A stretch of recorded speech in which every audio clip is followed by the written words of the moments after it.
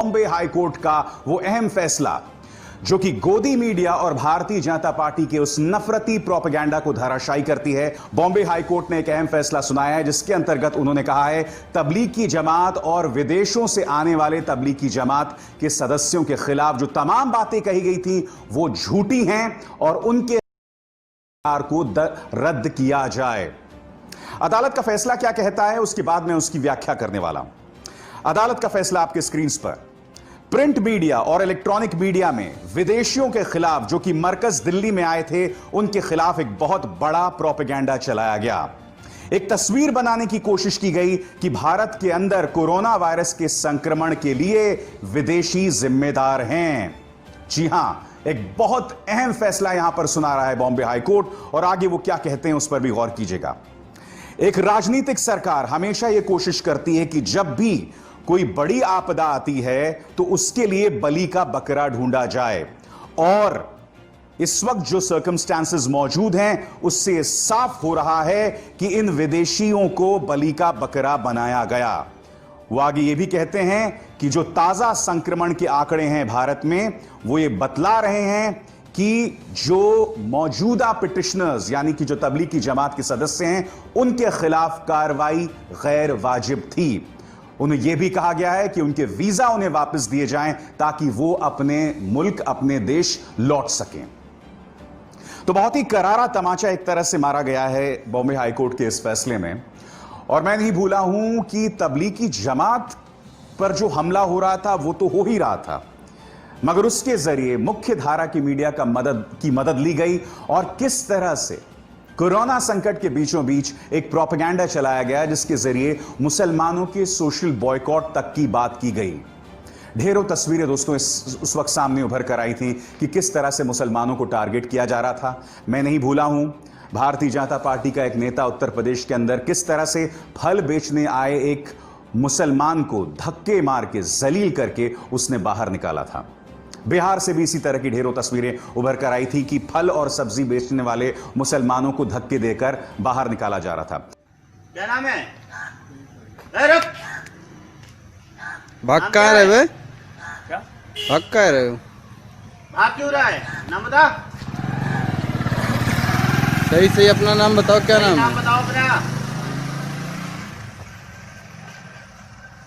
नाम क्या है बेटा? तू बोल, सही बोल। तेरा बाप बच जाएगा नहीं तो बता रहा हूँ।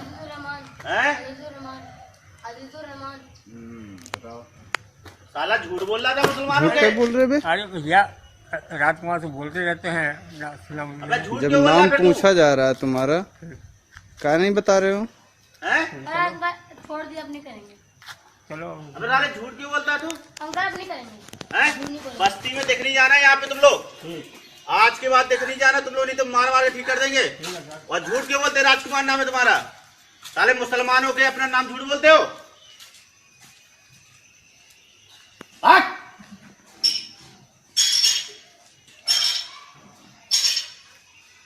देख मत जाना यहाँ मोहल्ले में। साले राजकुमार नाम बता रहा था अपना। हिंदू नाम बता रहा है? हाँ, मुसलमान हो के अपना हिंदू नाम बता रहा है। झूठ बोल के ये लोग सब्जी बेच रहे हैं। सबसे दुखद बात जो दो स्तर पर उभर कर आ रही है कि मीडिया, मुख्य धारा की मीडिया ने जबरदस्त झूठ का प्रचार प्रसार किया। अनाप शनाप वीडियोस जिसका कोई लेना देना नहीं था तबलीगी जमात से, वो वीडियोस का इस्तेमाल करके कहा गया कि देखो तबलीगी जमात के जो कार्यकर्ता हैं वो किस तरह से खाने में थूक रहे हैं, फलों में थूक लगा रहे हैं और उसके जरिए देश में संक्रमण फैलाया जा रहा है।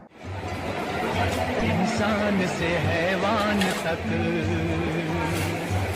भगवान से शैतान तक,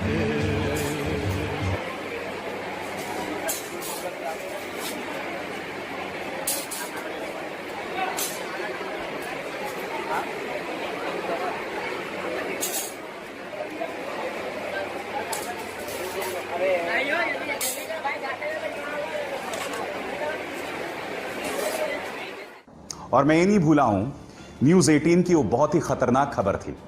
वो खबर क्या कह रही थी जानते हैं आप? वो खबर ये कह रही थी कि तबलीगी जमात के पाकिस्तान के साथ लिंक्स हैं।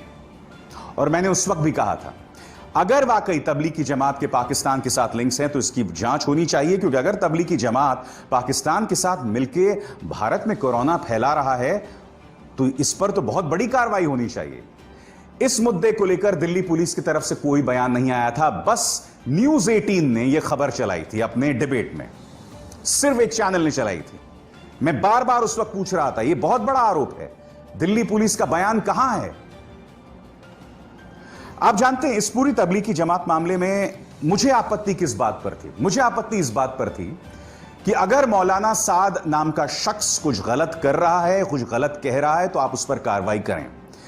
मुझे याद है मौलाना साद का एक बहुत ही गैर जिम्मेदाराना बयान कि कोरोना संकट के दौरान आप मस्जिदों को लोगों से भर दें, यह हमारी आस्था पर सवाल है। इस तरह के निहायत ही गैर जिम्मेदाराना बयान उन्होंने दिए थे। उसके बहाने बेकसूर मेहनत कश लोगों को टारगेट करना, उस चीज पर मुझे आपत्ति थी। और आज